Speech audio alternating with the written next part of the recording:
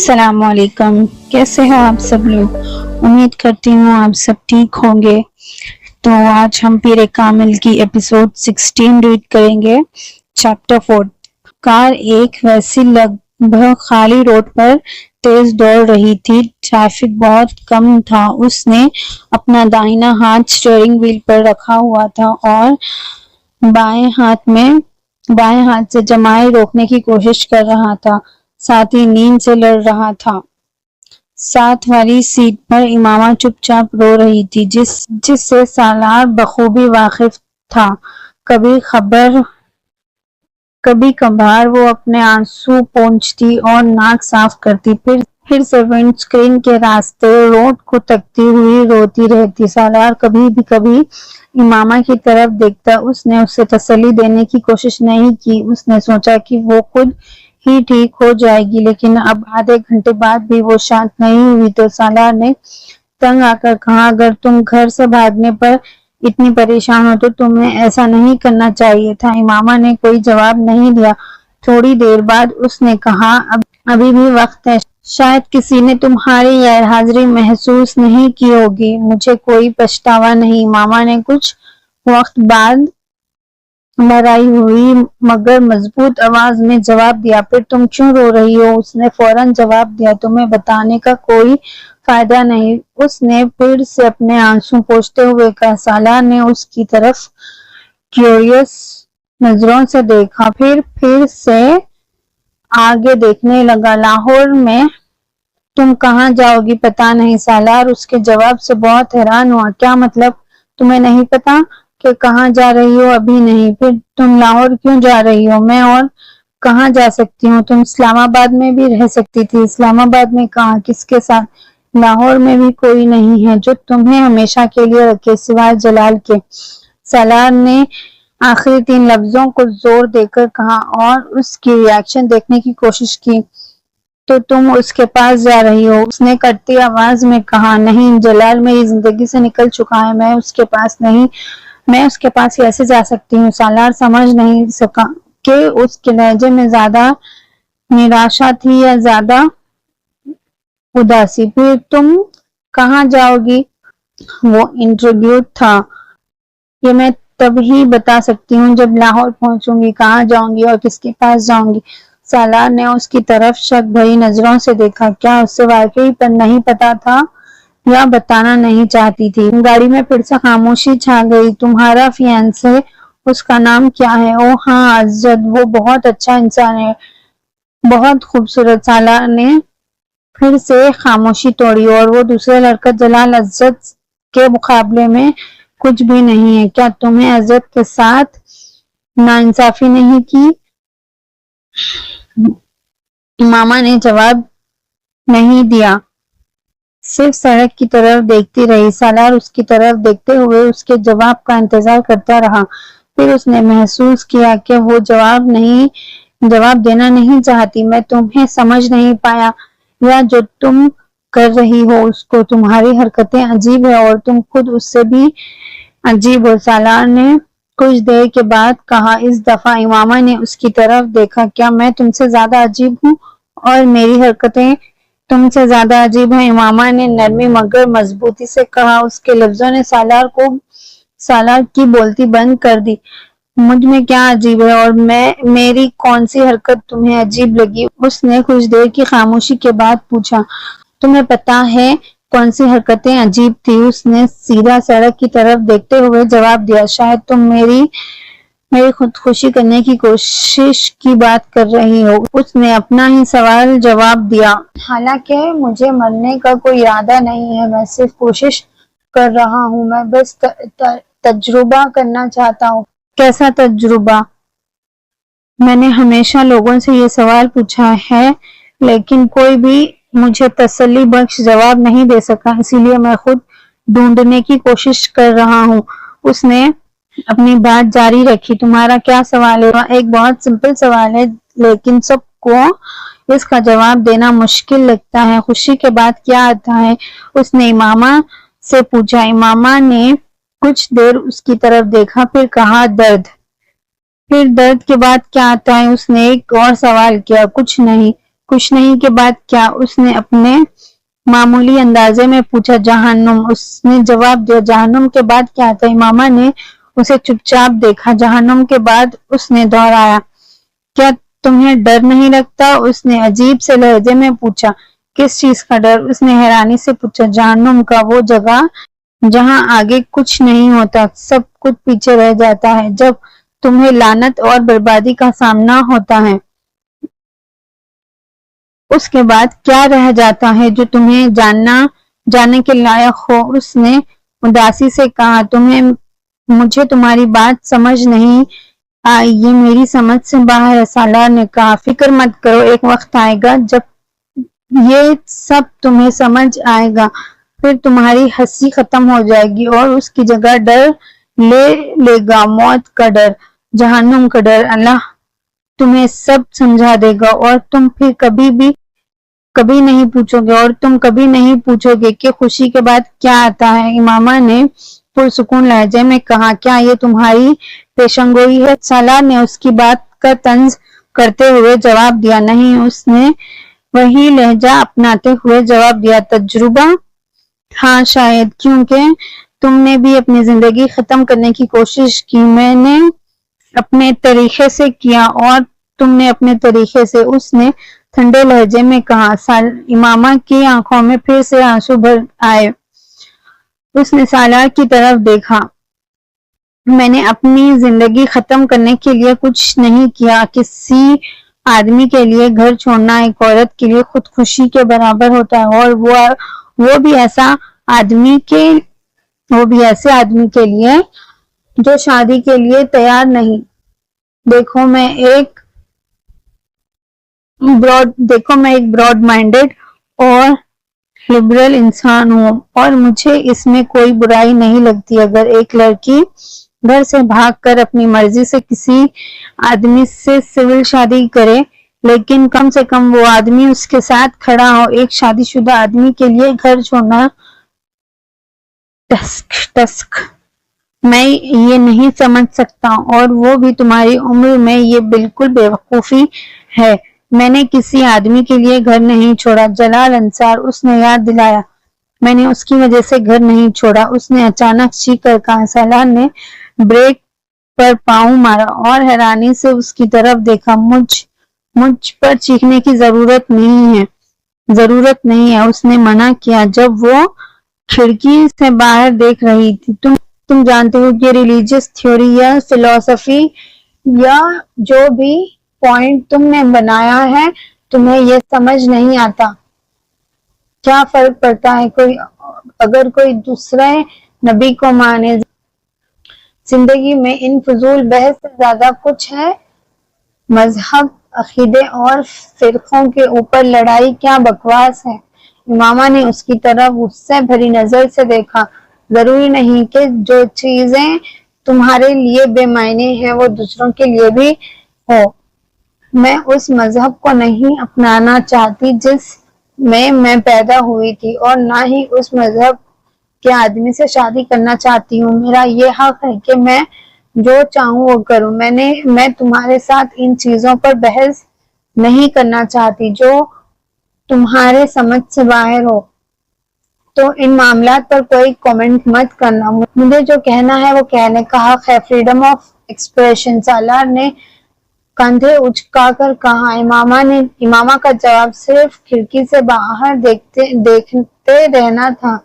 سالار بنا ایک لفظ کہے گاڑی چلاتا رہا، لیکن تھوڑی دیر بعد اس نے خاموشی توڑی اور اپنے موضوع پر واپس آیا۔ یہ جلال انصار میں اس کی بات کر رہا تھا، اس میں ایسا کیا خاص ہے؟ اس نے امامہ کی طرف دیکھا جو سیدھا آگے دیکھ رہی تھی۔ وہ تمہارے برابر کا نہیں ہے، وہ بالکل بھی اچھا نہیں دکھتا، اور تم ایک خوبصورت لڑکی ہو۔ مجھے تمہاری اس میں دلچسپی پر حیرت ہے۔ کیا وہ بہت زیادہ انٹیلیجنٹ ہے؟ اس نے اس سے پوچھا۔ وہ حیران ہو گئی۔ انٹیلیجنٹ؟ تمہارا کیا مطلب؟ دیکھو، لوگ اکثر شکل و صورت سے متاثر ہوتے ہیں، لیکن مجھے نہیں لگتا کہ اس کی شکل تمہیں پسند آئی یا اس کا خاندانی پس منظر۔ مجھے اس کی سوشل یا فائنینشیل سٹیٹس کا نہیں پتا، لیکن میں جانتا ہوں کہ تمہارا بہت اچھا خاندان پس منظر ہے، تو تم اس سے اس وجہ سے متاثر نہیں ہو سکتی۔ جو بات رہ جاتی ہے وہ انسان کی انٹلیکٹ ہوتی ہے، اس کی صلاحیت۔ تو کیا وہ بہت زیادہ انٹیلیجنٹ ہے، بریلینٹ اور آؤٹ اسٹینڈنگ؟ نہیں، اس نے دھیرے سے کہا۔ سالار کافی مایوس ہوا۔ پھر ایسا کیا تھا جو تمہیں اس کی طرف کھینچ لایا؟ وہ گاڑی کی ہیڈ لائٹ سے روشن سڑک کو دیکھ رہی نے اپنے سوال دہرایا نہیں، اس نے بس کندھے اچکا دیے اور اپنی ڈرائیونگ پر توجہ دی۔ ان دونوں کے بیچ خاموشی تھی۔ اس کی نعت پڑھنے کے سٹائل بہت اچھی ہے، اس نے اپنے آپ سے بولا، جیسے کہ اپنی سانس میں۔ سالار نے سنا لیکن یقین نہیں ہوا۔ کیا؟ اس نے تصدیق چاہی۔ وہ بہت اچھی نعت پڑھتا تھا۔ اس دفعہ امامہ کی آواز زیادہ زور سے تھی۔ صرف اس کی آواز کے لیے؟ کیا وہ سنگر ہے؟ نہیں، وہ صرف نعت پڑھتا ہے اور بہت خوبصورتی سے۔ سالار ہنس پڑا۔ تو تم اس کی صرف اس وجہ سے دیوانی ہو گئی؟ یقین نہیں ہوتا۔ امامہ نے اس کی طرف دیکھا۔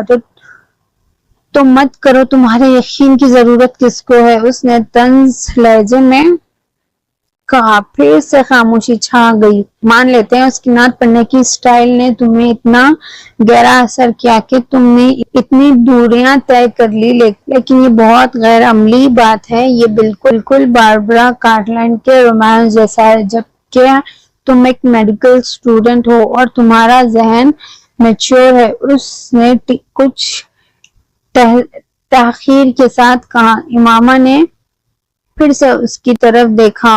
میں بہت میچور ہوں، بہت زیادہ میچور، اور پچھلے 3 یا 4 سالوں میں اور کوئی یہ دعویٰ نہیں کر سکتا کہ میں نے چیزوں کو جتنا پریکٹیکلی دیکھا ہے کسی نے دیکھا ہو۔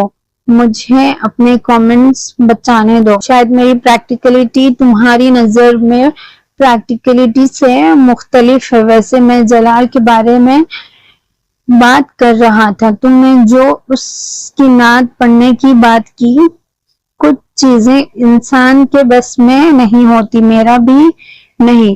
اس کے لہجے میں شکست تھی۔ میں تم سے اتفاق نہیں کرتا۔ سب کچھ ہمارے اختیار میں ہوتا ہے۔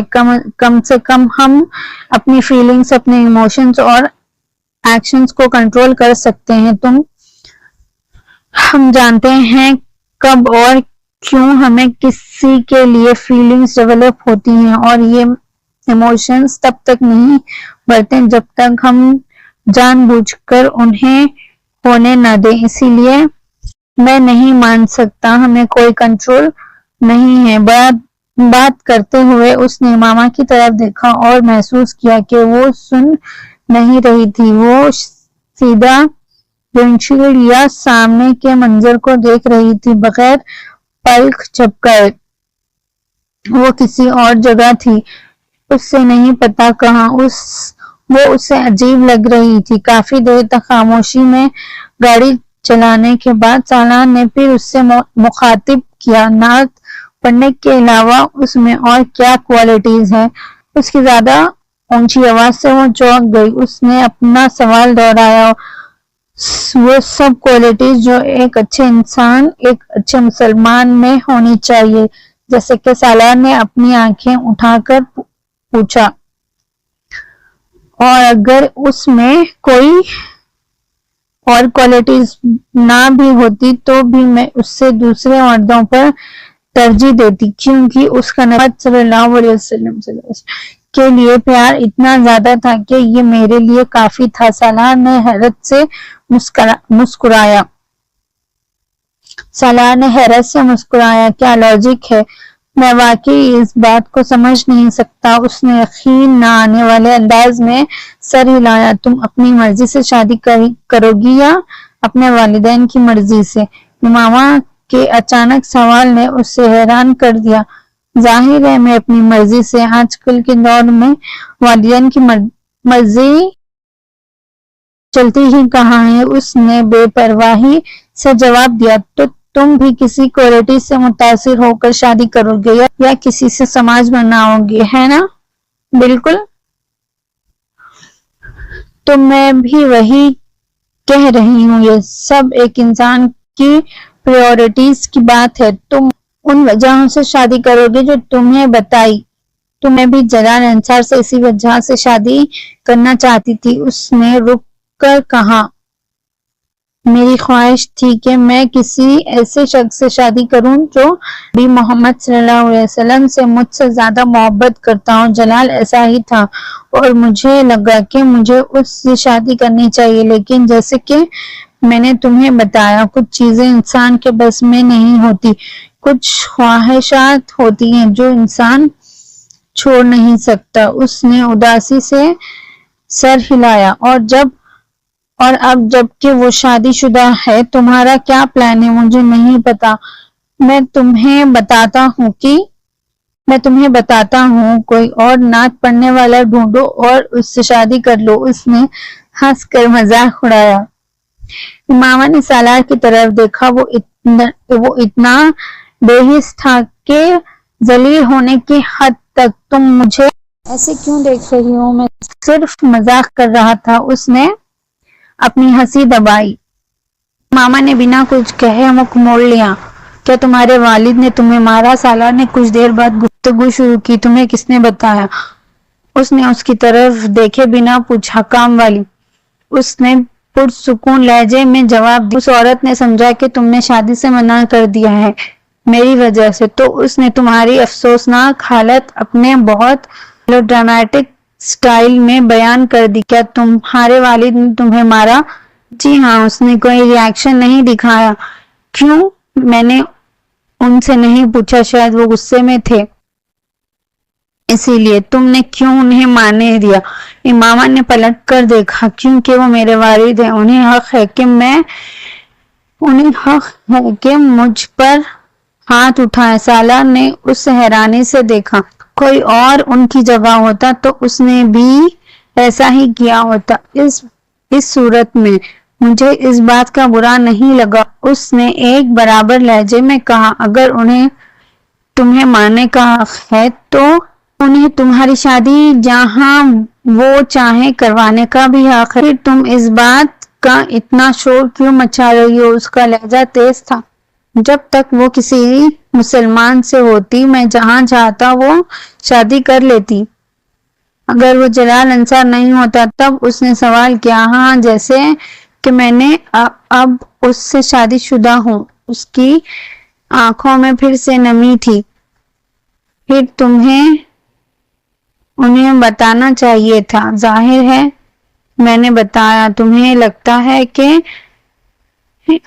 मैंने नहीं बताया? मैं एक बात से बहुत हैरान हूँ। तुमने मदद के लिए मेरे पास आने का फैसला क्यों किया है? हकीकत में तुमने ये कैसे किया जबकि तुम मुझे असल में पसंद नहीं करती थी? मेरे पास तुम्हारे सिवा कोई और रास्ता नहीं था। उसने धीरे से कहा, हर जुमले के बीच रुक कर। मेरे किसी दोस्त में वो सलाहियत नहीं थी कि वो मुझे उस तरह मदद कर सके जैसे एक मर्द कर सकता था। अज़्ज़त के अलावा तुम और जलाल ही सिर्फ वो मर्द थे जिनको मैं जानती थी, और तुम सबसे नजदीक थे जिसे मैं फौरन कांटेक्ट कर सकती थी। सो मैंने किया। तुम्हें यकीन था कि मैं तुम्हारी मदद करूंगा? नहीं, मैंने एक रिस्क लिया था। मैं कैसे यकीन कर सकती थी तुम्हारी मदद पर? जैसे मैंने कहा, मेरे पास कोई और रास्ता नहीं था। तो तुम कह रही हो कि तुम अपने मकसद के लिए किसी भी सूरत हाल का फायदा उठाने को तैयार थी। ये कमेंट सालार के रिएक्शन को समाप्त करता था और इमामा को चुप करवा दिया। वो अपने पॉइंट को समझाने में माहिर था, लेकिन ये कहने में गलत नहीं था। बहुत इंटरेस्टिंग। उसकी ऑब्जर्वेशन से वो काफी खुश था। मैं कुछ देर के लिए यहाँ गाड़ी रोकना चाहता हूँ। सालार ने रोड साइड पर एक पुराने होटल और गैस स्टेशन को देखा। मुझे टायर्स चेक करवाने हैं। इस गाड़ी में कोई स्पेयर टायर नहीं है और अगर ये टायर पंचर हो गया तो बहुत मसला हो जाएगा। इमामा ने सर हिलाकर हाँ की। اس نے گاڑی گیس اسٹیشن پر روک دی۔ دور کسی مسجد سے فجر کی اذان کی آواز سنائی دی۔ ہوٹل کے 2-4 ملازمین کے سوا وہاں اور کوئی نہیں تھا۔ گاڑی کو آتے دیکھ کر ایک کام والا باہر آیا۔ شاید اس نے گاڑی کی آواز سنی تھی۔ سالار نے دروازہ کھولا اور باہر نکلا۔ امامہ نے پیچھے سیٹ سے ٹیک لگائی اور اپنی آنکھیں بند کر لی۔ اذان کی آواز تیز ہونے لگی۔ اس نے ادھر ادھر دیکھا اور پھر گاڑی سے باہر آئی۔ دروازہ کھولتے سن کر سالار نے مڑ کر دیکھا۔ ہم یہاں کتنی دیر رکیں گے؟ اس نے سالار سے پوچھا۔ 10 یا 15 منٹ۔ مجھے انجن بھی چیک کروانا ہے، مجھے نماز پڑھنی ہے، مجھے وضو کرنا ہے، اس نے کہا۔ سالار کے جواب دینے سے پہلے آدمی نے کہا، باجی اگر آپ کو وضو کے لیے پانی چاہیے تو اس ڈرم میں ہے۔ اور وہ کہاں نماز پڑھے گی؟ سالار نے اس آدمی سے پوچھا۔ اس کمرے میں، وہاں میں ان کے لیے جائے نماز بھی لے آتا ہوں۔ میں آپ کا انجن چیک کرنے سے پہلے یہ کر دیتا ہوں، اس نے کہا اور کمرے کی طرف چلا گیا۔ سالار نے دیکھا کہ امامہ ڈرم کے پاس کھڑی تھی اور کچھ پریشان سی لگ رہی تھی۔ بے اختیاری میں اس نے اس کی طرف چلا گیا۔ پانی ایک بڑے بیرل میں تھا جو پہلے روٹر کے لیے استعمال ہوتا تھا، اس پر کور تھا۔ میں اس میں سے پانی کیسے نکالوں گی؟ امامہ نے اس کے پیچھے سے آنے والے قدموں کی آہٹ سن کر پوچھا۔ سالار نے ادھر ادھر دیکھا اور ایک خالی بالٹی اٹھائی۔ مجھے لگتا ہے یہ لوگ اس سے پانی نکالتے ہیں، اس نے کہا اور بالٹی کو بیرل میں ڈال کر پانی بھر دیا۔ میں مدد کروں؟ اس نے پوچھا۔ امامہ نے پہلے کچھ ہچکچاہٹ سے دیکھا، پھر اپنی پلوور کی آستین چڑھائی اور اپنی گھڑی اتار کر سالار کو دی اور پاؤں پر بیٹھ گئی۔ جب سالار نے اس کے ہاتھوں پر پانی ڈالا تو اس نے جیسے بجلی کا جھٹکا محسوس کر کے ہاتھ پیچھے کھینچ لیا۔ کیا ہوا؟ سالار حیران تھا۔ کچھ نہیں، پانی بہت ٹھنڈا ہے، لیکن ڈالو پلیز۔ اس نے اپنے ہاتھ آگے بڑھائے۔ سالار نے پانی ڈالنا شروع کیا جب کہ امامہ نے وضو کیا۔ پہلی بار اس نے اس کے کہنی تک کے بازو دیکھے۔ کچھ دیر کے لیے اس کی نظر اس کے کلائیوں سے ہٹ نہیں سکی، پھر اس نے اپنی نظر اس کے چہرے پر موڑی۔ بنا اپنی چادر اتارے امامہ نے اپنے بالوں، کانوں اور گلے کو احتیاط سے پاک کیا اور سالار کی نظر اس کے ہاتھوں کی حرکت کا پیچھا کرتی رہی۔ اس نے پہلی بار بھی اس کے گلے لٹکی سنہری زنجیر اور موتی کا لاکٹ دیکھا۔ ہر دفعہ جب سالار نے اسے دیکھا تو وہ چادر میں لپٹی ہوتی تھی، رنگ الگ ہوتے تھے، لیکن وہ ہمیشہ اسی طرح پہنتی تھی۔ اس نے کبھی اس کے شکل جسم کے بارے میں نہیں سوچا تھا۔ تو چلیے یہ ایپیسوڈ ہم یہاں پہ اینڈ کرتے ہیں۔ خیر چلیے، آپ لوگ مجھے سپورٹ کریں گے، مجھے پوری امید ہے۔ ملتے ہیں اس کی اگلی ایپیسوڈ میں۔ اللہ حافظ، دھیان رکھیے اپنا۔